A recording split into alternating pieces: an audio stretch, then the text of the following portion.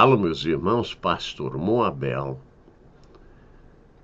E hoje vou falar um pouquinho da situação mundial. Mas eu vou começar lá de trás, né?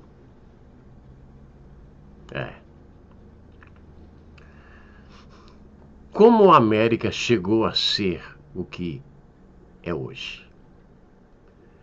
Em 1620, chegou um navio da Inglaterra. O nome era Mayflower, que significa flor de maio, na cidade de Plymouth, em Massachusetts. E eu fui lá no lugar e fui ver a réplica do navio. E eles começaram com a ajuda dos índios.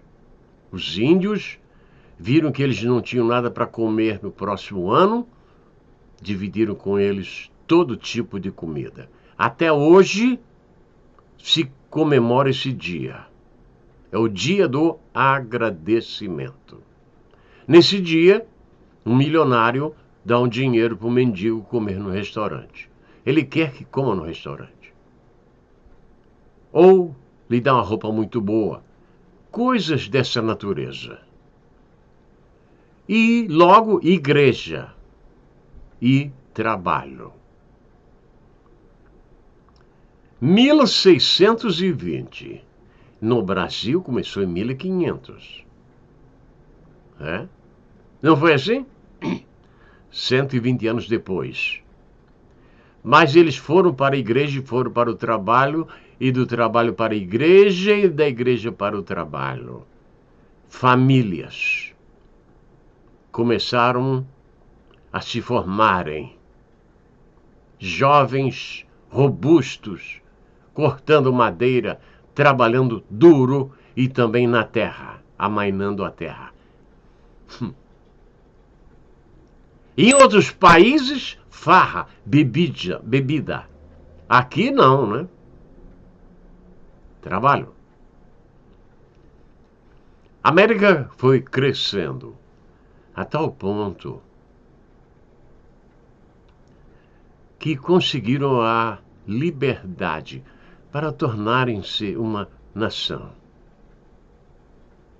Primeiro presidente Washington, nome dele. Mas sempre a igreja. O pastor, um homem simples, e todo domingo na igreja.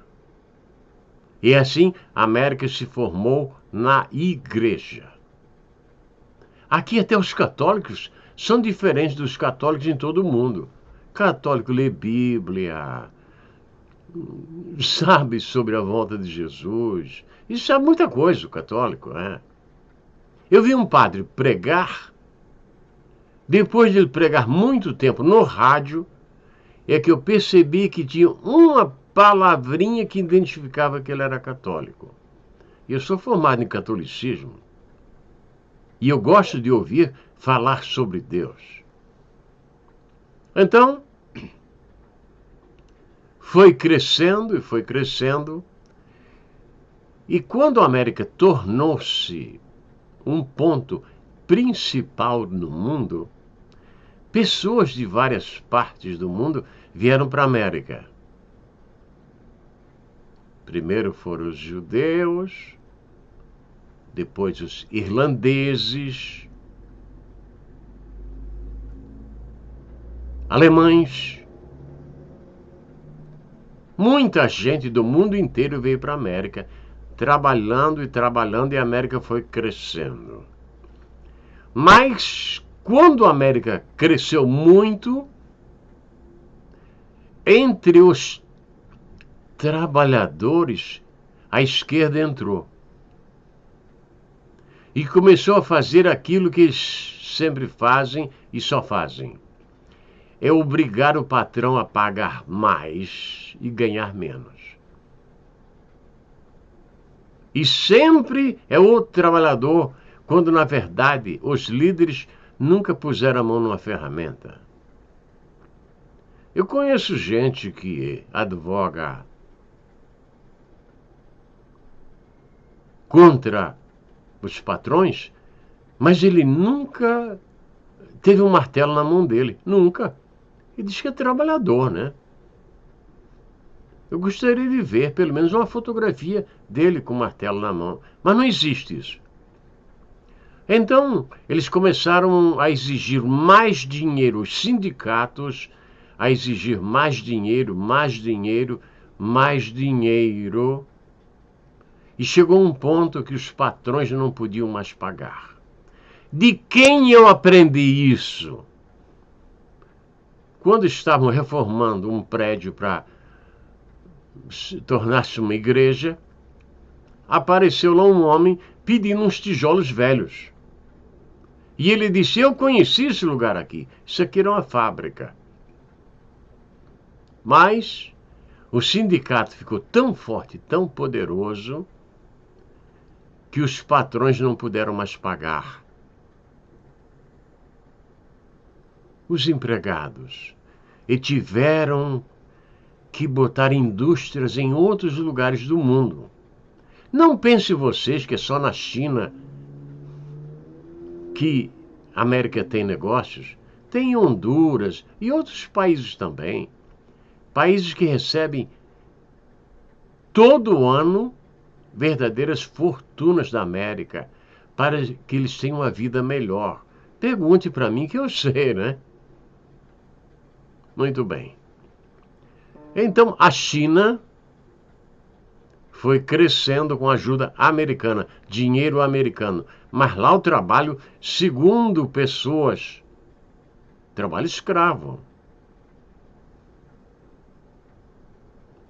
Eu conheço a matéria. E sempre a esquerda lutando contra a América. Que a América tá de olho no Brasil. A América não está de olho no Brasil. A América é a mãe do mundo. Se o Trump disser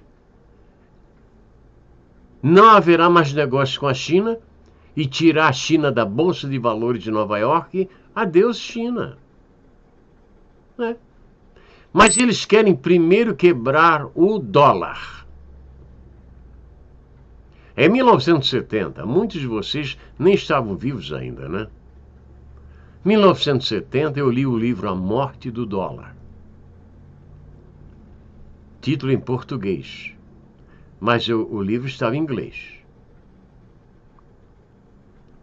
E a intenção é acabar com a força do dólar. Porque não existe só dólar americano.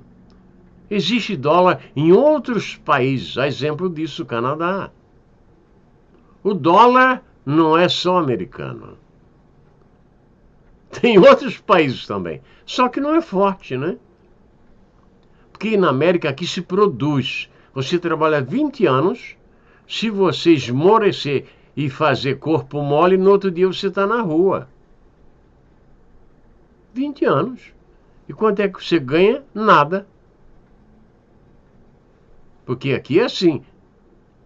Depois de 20 anos ou 30 anos, seja lá o que for, a pessoa não ganha nada não. É por isso que se produz muito. Um dia de casa, ou um ano, ou 10 anos, é a mesma coisa. Tem que produzir. País capitalista.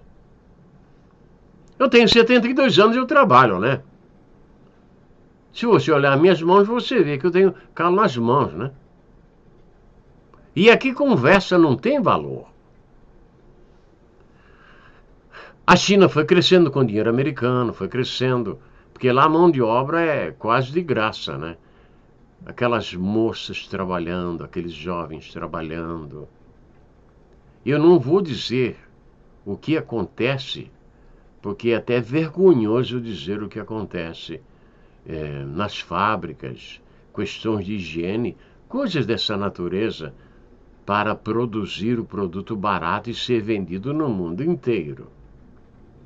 Então, a esquerda fez com que o dinheiro americano fosse aplicado em países comunistas.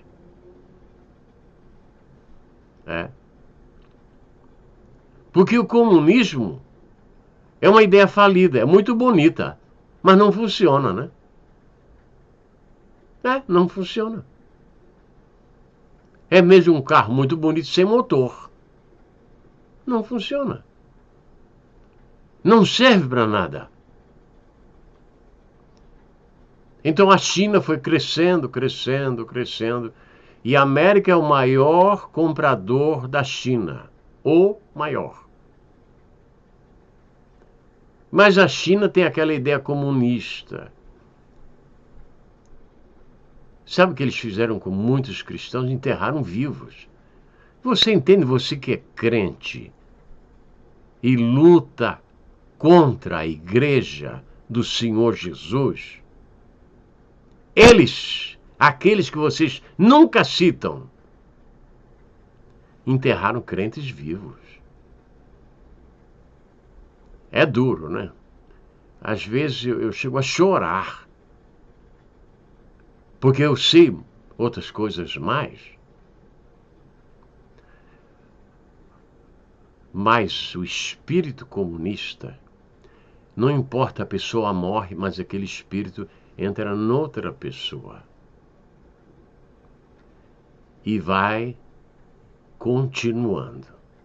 De pai para filho, de filho para neto, de neto para bisneto e por aí vai. Vocês já notaram que no Brasil hoje é uma perseguição contra o presidente, né? Mas por que não perseguem a China? Por que não reclamam da China? Porque a China é a mãe deles. De todos que defendem, é a mãe deles. Muitos são comunistas, mas muitos são só oportunistas. E eles sabem a diferença entre o comunista e o oportunista. O país que eles tomam, os oportunistas morrem tudo.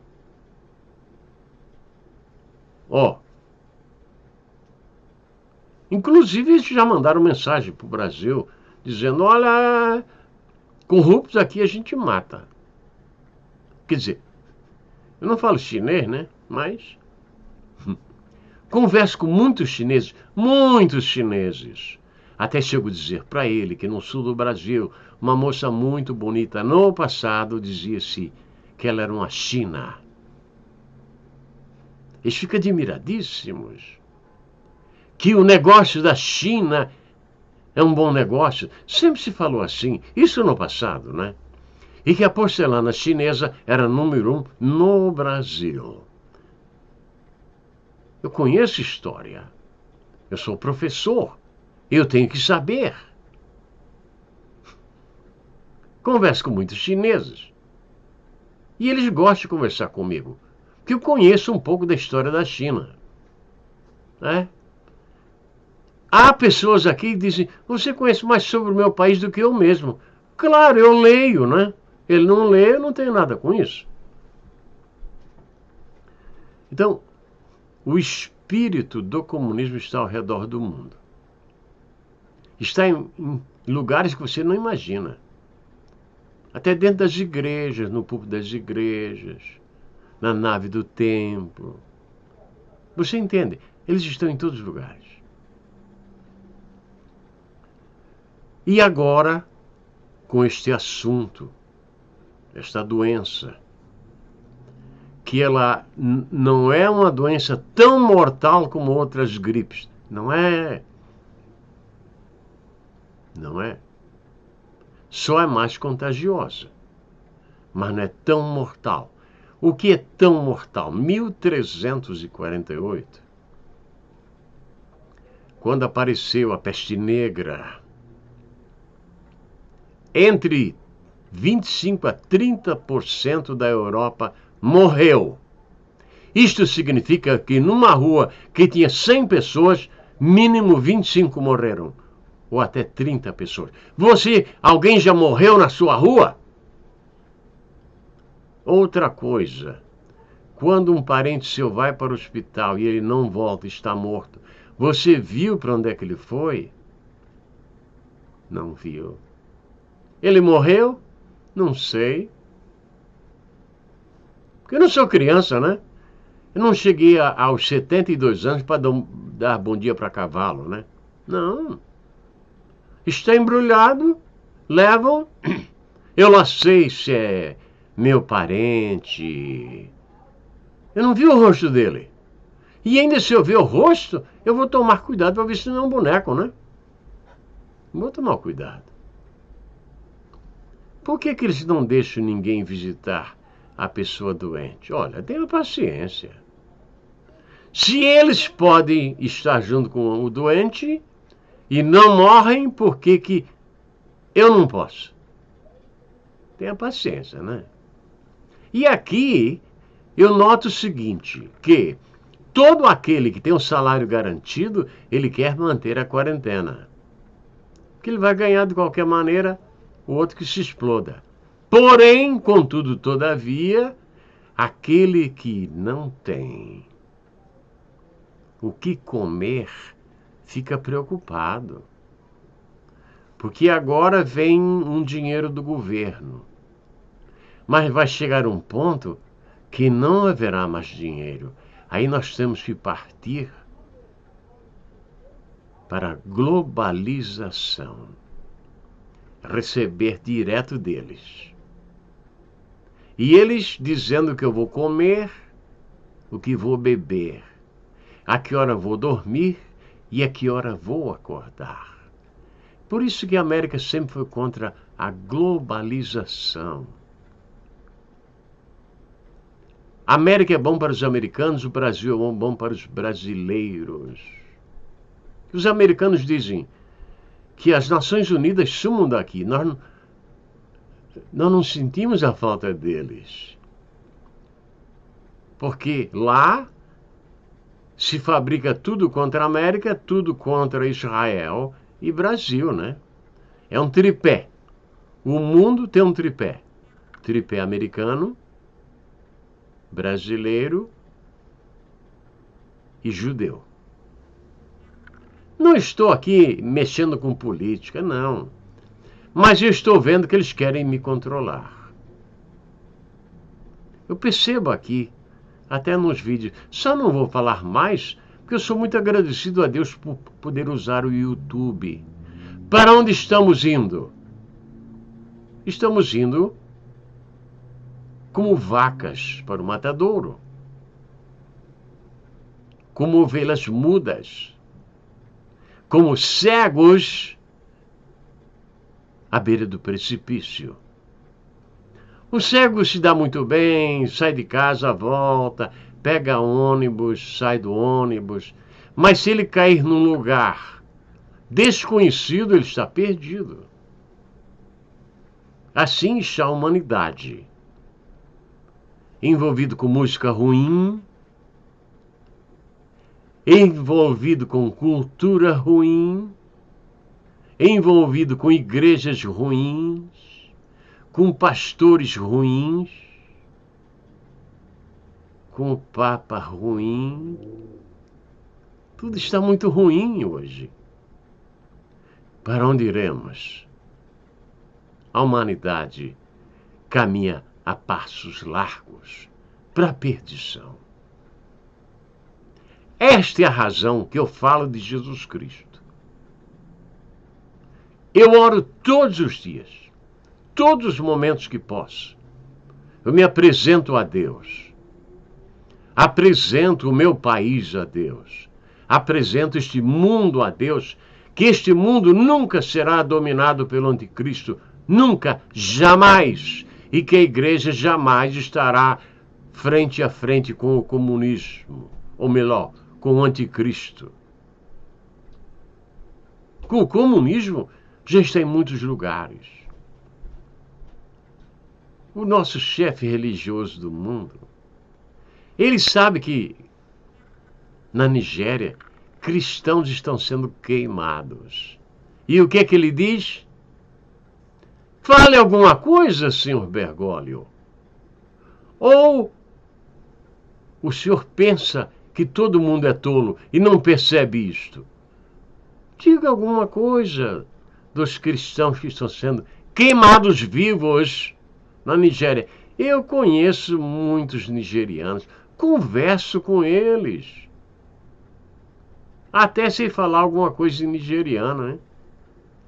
Quando eu vejo um nigeriano, eu digo assim, Baoni. Baoni é como você está.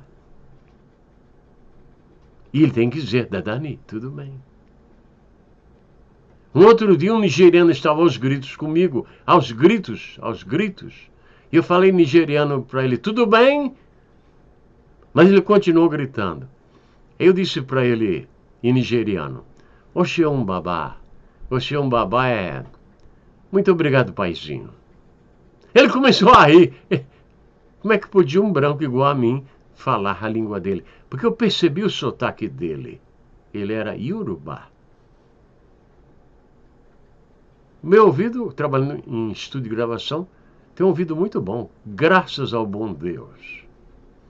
Agora você, crente, servo de Deus, que tem este livro sagrado, leia este livro.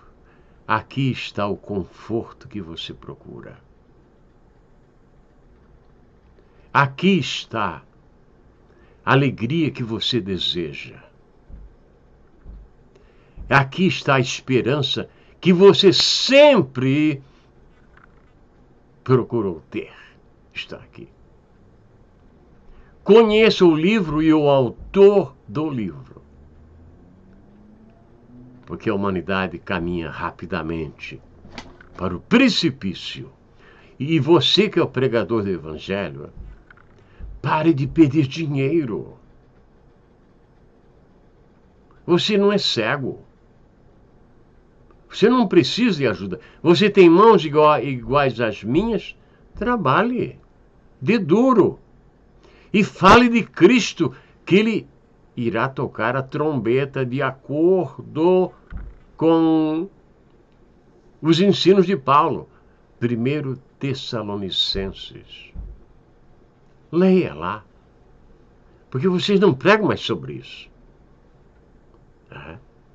Vocês não pregam mais sobre isso.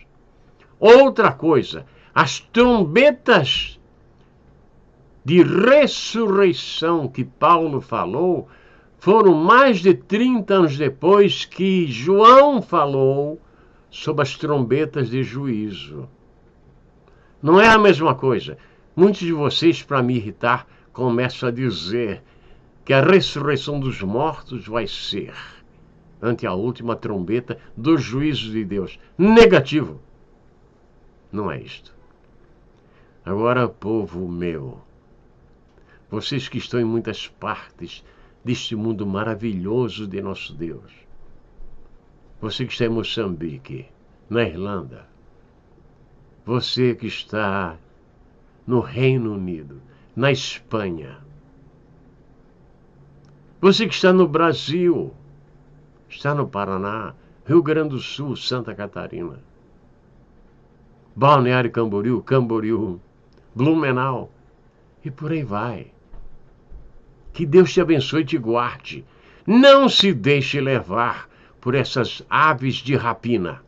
A ave de rapina, ela só desce no terreiro se ela vê uma vítima. Tem muita gente que só sobe no púlpito se ele puder enganar alguém. Que Deus te abençoe, me abençoe também, te guarde e me guarde também, para que naquele grande dia nós possamos nos encontrar além do Jordão, na eternidade. Muito obrigado a todos vocês, amém e amém.